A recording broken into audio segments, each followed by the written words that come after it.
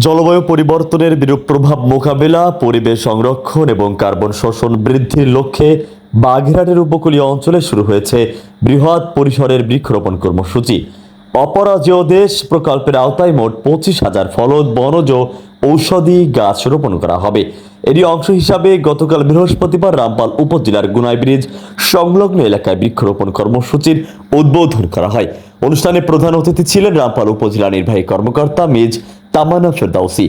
বিশেষ অতিথি হিসাবে উপস্থিত ছিলেন উপজেলার কৃষি কর্মকর্তা মোহাম্মদ ইনসাদ ইবনে আমিন। এছাড়াও স্থানীয় জনপ্রতিনিধি, সরকারি বিভিন্ন দপ্তরের কর্মকর্তা, কৃষক, উপকারভোগী এবং ব্র্যাকের ক্লাইমেট অ্যান্ড এনভায়রনমেন্টাল ইনোভেশন প্রোগ্রামের কর্মকর্তারা অংশ নেন। অনুষ্ঠানে উপজেলা নির্বাহী কর্মকর্তা বলেন, সরকারের চলমান বৃক্ষরোপণ কর্মসূচির অংশ হিসাবেই ব্র্যাকের এই উদ্যোগ বাস্তবায়ন করা হচ্ছে। বর্তমানে মাননীয় প্রধানমন্ত্রী উনি সারা বাংলাদেশে আমাদের বৃক্ষরোপণের একটা চমৎকার উদ্যোগ হাতে নিয়েছেন, সেটারই অংশ হিসাবে ওনারা এই গাছ রোপণ করছেন, তাই তো?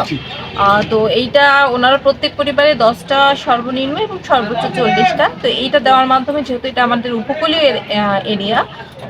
এলাকা হওয়ার কারণে এই গাছগুলো রোপণের মাধ্যমে আমাদের এলাকার যে মাটির লবণাক্ততা সেটা একটু কমে যাবে এবং যে কোনো ধরনের প্রাকৃতিক দুর্যোগে এই এলাকা গিয়ে মোকাবেলা করতে সক্ষম হবে। এটা খুবই চমৎকার একটা উদ্যোগ, আমি তাদের উদ্যোগকে স্বাগত জানাই। প্রতিটি পরিবারকে ন্যূনতম 10টি থেকে সর্বোচ্চ 40টি পর্যন্ত গাছের চারা দেওয়া হচ্ছে। তিনি জানান, উপকূলীয় এলাকায় এসব গাছ রোপণের মাধ্যমে মাটির লবণাক্ততা কমবে, পরিবেশের ভারসাম্য রক্ষা হবে এবং ঘূর্ণিঝড় সহ বিভিন্ন প্রাকৃতিক দুর্যোগ মোকাবেলায় এলাকা টিকিয়ে আরও সক্ষম হয়ে উঠবে। সংশ্লিষ্টরা জানান, 2025 সালে ব্র্যাক ও ব্ল্যাক ব্যাংকের অংশীদারিত্বে চালু হওয়া অপরাজেয় দেশ প্রকল্পটি বাগেরহাটের রামপাল, মোংলা, শরণখোলা ও মোরেলগঞ্জ উপজেলায় বাস্তবায়ন হচ্ছে।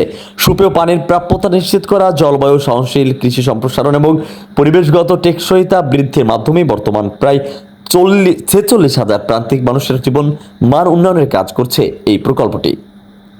শেখ আলী আকবর, গাংচিল টিভি, ডেস্ক রিপোর্ট।